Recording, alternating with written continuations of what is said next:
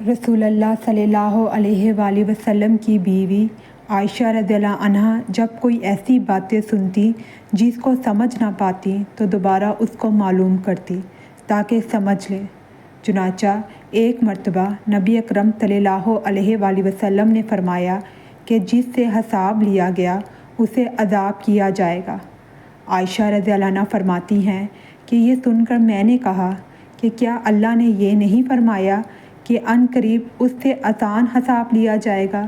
رسول اللہ صلی اللہ علیہ وآلہ وسلم نے فرمایا کہ یہ صرف اللہ کے دربار میں پیشی کا ذکر ہے، لیکن جس کے حساب میں جانچ پڑتال کی گئی سمجھو وہ غارت ہو گیا۔